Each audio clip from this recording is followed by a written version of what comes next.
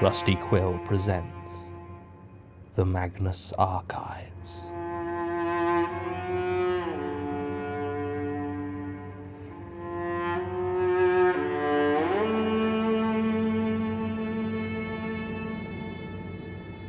Episode 77, The Kind Mother.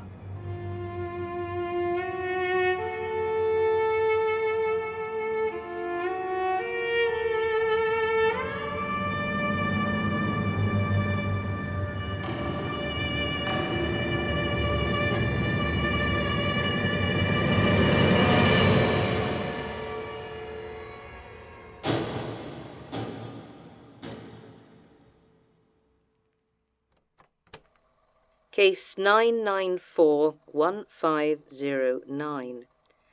Lucy Cooper. Incident occurred in Draycott, Somerset, August 1994. Victim's name given as Rose Cooper.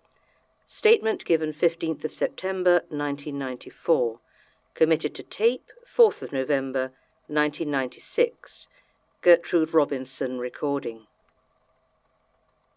There is a stranger claiming to be my mother. I don't know who she is.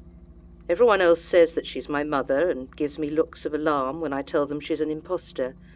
I don't know what to do. My mother and I have always had our differences. To be honest, it's only been in the last 5 years or so that we really began speaking again. She was always a strong-willed woman, never one to blunt her opinions, and throughout my childhood it gradually got worse. Nothing I ever did was quite good enough, and any hint of pride I might have taken in myself or my achievements was always undercut by some cutting little critique.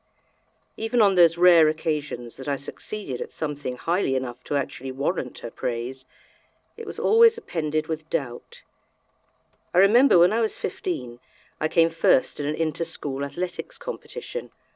I was 2 seconds ahead in the 100-metre sprint, and all she could say was, "Make sure being the best runner doesn't distract you from your exams."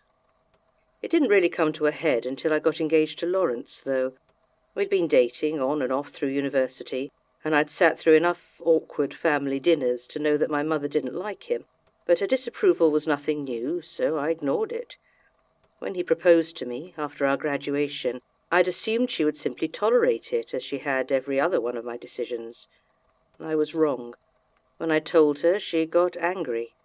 Not the chill, disapproving anger I was used to, but a genuine, shouting rage. She accused me of throwing my life away, told me I'd regret it, and that Lawrence was good-for-nothing scum who'd drag me down and stop me achieving anything. I answered her in kind, and the argument that we had that night was the last time I saw her for almost 10 years. I tried to convince myself that our differences were just that. We were simply two very different people. But sometimes I worry that the reason we could never get on was that we were far too much alike. For instance, we were both far too stubborn for our own good. Maybe that's why I stayed with Lawrence through 2 affairs, as if accepting that I'd made a mistake would be letting her win. In the end, I only left him when he was jailed for embezzlement 8 years into our marriage. Even then, I didn't want to speak to her. Didn't want to tell her she'd been right. It wasn't until my father had his accident that I finally decided to try and make amends. My father is a gentle man. To this day I couldn't really tell you anything about his thoughts or opinions on anything, as they were invariably bulldozed by my mother. He was a benign, ineffectual presence, always in the shadow. For all that, I did love him, so when he fell from a ladder and ended up in a wheelchair, I made the decision to try and reconnect with my parents. It wasn't easy. Beyond the greying of her hair, my mother hadn't changed, and the reconciliation I'd hoped for never really came. I spent my visits biting my tongue, or getting into vicious fights whenever I wasn't able to. But I could always see on my father's face how much he liked to see me, how happy he was to have our small family together again, so I persevered. I think she saw it too, to be honest, and whenever he wheeled himself painfully into the room, she would try her best not to antagonize me. After a while we came to an uneasy peace. There were practical issues as well. They'd retired to the small village of Draycott in the Somerset countryside, and as I lived in London and didn't have a car, It was 2 trains and a long bus ride any time I wanted to see them. But I made the effort. I even conceived a reason to go more often. I've been doing some freelance work this summer for the British Library, recording and compiling oral histories on various topics, and it so happened that during her time as an academic, my mother had been something of an authority on English and Welsh folklore. In fact, one of the reasons she always gave for retiring out there was how many myths and legends made their home in the area. So I proposed that I make some recordings of her, telling and discussing them for the project. She agreed, though not before telling me how pointless the whole thing sounded, and over the last few months I saw them several times. My father was happy, the recordings I got were surprisingly usable, and everything seemed to be getting better. 2 weeks ago I went to see them, and someone else opened the door. Someone I didn't recognize. She wore my mother's clothes, but they shouldn't have fitted her. My mother is tall, rail-thin, and always keeps her hair cut short, but the woman who answered my knocking was shorter, rounded about the middle, and wore her curly white hair down almost to her shoulders. I had definitely never seen her before. I asked if my parents were home, and she laughed. It was a soft, joyful sound that was so unlike anything I expected to hear in that house that I had to take a step back to collect my thoughts. My father wheeled round the corner and shouted a greeting as though everything was perfectly normal. He moved up beside the plump old woman standing in the doorway and looked at me, smiling. The image made me feel queasy. I'm not even sure why. At this point I had no reason to think this person was anything other than a friend of my parents', but something wasn't right. I asked where my mother was, and they both got very quiet. I repeated the question with more force, and my father looked up to this strange woman in confusion. She smiled sadly and stepped towards me, opening her arms as if to hug me, but I yelled at her to get back, demanding to see my mother. My father's face grew dark, and he told me that my joke wasn't funny. With the most force I'd ever heard from him, he told me that however angry I was, this wasn't the right way to deal with it. I looked back at this woman, standing there with open arms, and she smiled at me. "Come, give your mother a hug," she said. The hour or 2 after that are a bit of a blur. I have vague memories of being numbly taken through into the living room, sat on the sofa, and handed a cup of tea. I tried to drink it as they talked on at me, but it was ice cold, so I must have been sitting there a long time. I nodded once or twice, I think. My dad clearly thought I was having some sort of breakdown, and was just talking about whatever came into his head in the hopes of calming me down. The woman who was not my mother just talked cheerily, as though there was nothing at all amiss. She had a kind voice, and her words were warm and friendly. She was nothing like my mother, and I was very quickly becoming deeply afraid. Had she done something to my real mother, and somehow convinced my father she was her? It seemed a ridiculous thought. My father may have been disabled, but his mind was still sharp, and he'd never shown any signs of the sort of dementia that would let a stranger pose as his wife. Was he her prisoner? Maybe, but he didn't seem to be acting as though anything was wrong, and if that was the case, why bother trying to convince me of so obvious a lie? I excused myself and moved quickly out towards the back garden. Neither of them made a move to stop me. I saw a phone near the back porch and grabbed it, intending to call the police, when something caught my eye. It was a series of photographs on the wall, showing our family in happier times. It had been there for as long as I'd been to the house, and likely a lot longer. I'd spent a long time staring at it, my first visit there, lost in pleasant nostalgia, remembering days at the beach or the trip we took to Hanover when I was 8. But now in every one of them, there stood this new woman, where my mother should have been. She looked younger in these pictures, just like my father, and across the dozen pictures on the wall I could see a timeline of this woman growing old alongside him. There was no way these photos could have been staged, and I could even see a small crease on the bottom corner of the Hanover picture. I remembered I'd sat on the pictures by accident on the journey home, bending the corner out of place. I'd got a nasty talking to after that, and certainly not from the kindly fraud currently putting the kettle on in the kitchen. It didn't make any sense. It still doesn't make any sense. After dinner, I insisted that we get out the photo albums, spouting some nonsense about catching up on memories. My father and the woman who was not my mother agreed readily enough, and so out came the albums, and I began to look through them. I must have looked at well over 500 photographs that evening, and not a single one was out of place, or failed to feature this stranger where my mother should have been. As my turning of the pages became more and more frantic, I spotted a look on the face of this new mother. It was amused, almost mocking, and I became sure that she knew. Whoever this woman that called herself Rose Cooper was, she knew it was a lie as much as I did, and my confusion and fear delighted her. For all that, though, I was at a complete loss to explain any of it.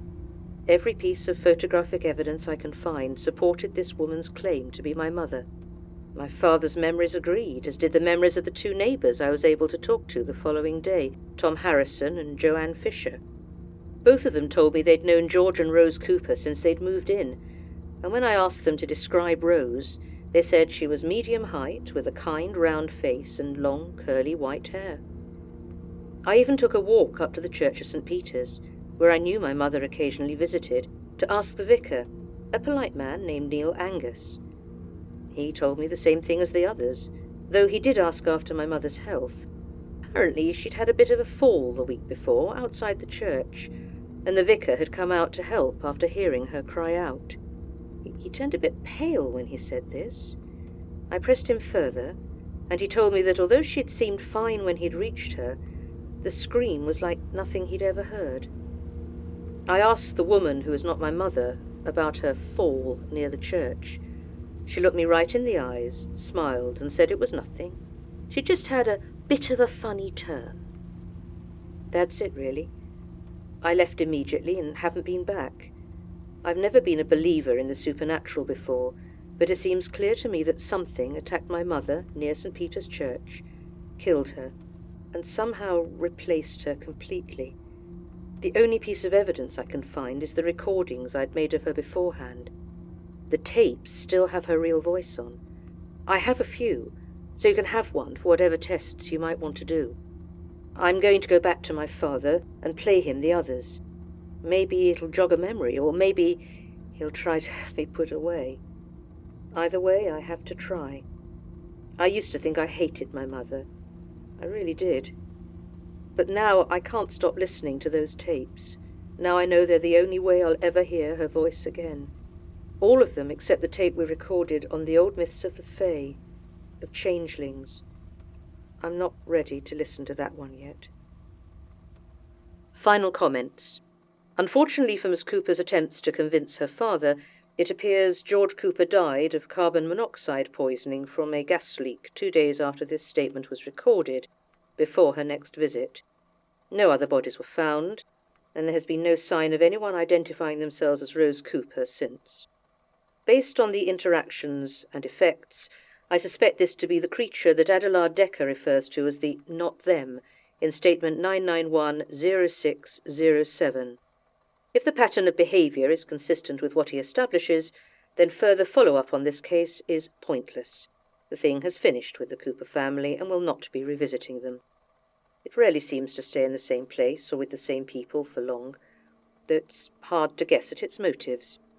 Personally, I suspect it to be an aspect of the stranger, though that's entirely conjecture at this point. What puzzles me more is why one or two people can always see through it. The sheer power that it must be able to call upon to be able to rewrite so much of reality, seemingly as a reflex, is staggering. So why does it always miss a few witnesses? It is at least reassuring to know that magnetic tape seems to escape being overwritten. So if I get changed, you can be sure that this is my real voice. Based on Decker's statement, it would seem Polaroids are also relatively stable. Beyond that, I find it comforting that this creature appears content to travel freely, sowing random terror. I dread to think the damage it could inflict if it had a purpose. I have destroyed the tape Miss Cooper provided us as a precaution. I have no interest in attracting this thing's attention. I found this tape while rifling through the boxes Basira provided me. It was labelled Changeling/Imposter, and given Melanie's outburst last week, I thought it a prudent place to start listening. It is, the tapes that went missing after the Prentice attack all had Sasha's voice on them. I hadn't put it together until listening to this. I don't know what this... I know exactly what this means. But I don't know what to do about it. I can't tell the others. Even if I could get them to believe me, they'd find out about Gertrude's tapes. I can't risk that. I need to deal with this myself, and that means I need more information on this thing. How it works, how it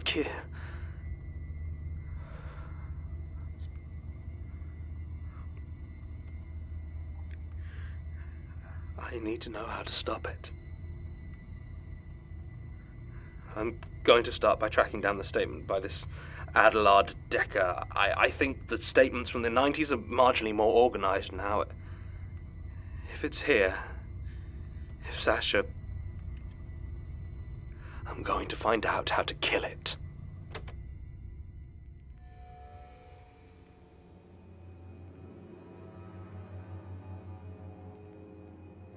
The Magnus Archives is a podcast distributed by rustyquill.com and licensed under a Creative Commons Attribution Non-Commercial Share-alike International license. Today's episode was written and performed by Jonathan Sims. It was produced by Alexander J. Newall and Mike LeBeau, and directed by Alexander J. Newall. To comment on episodes, make donations and view links, images, videos, and show notes, visit rustyquill.com. Rate and review us on iTunes, visit us on Facebook, tweet us on Twitter @TheRustyQuill, or email us at mail@rustyquill.com. Thanks for listening.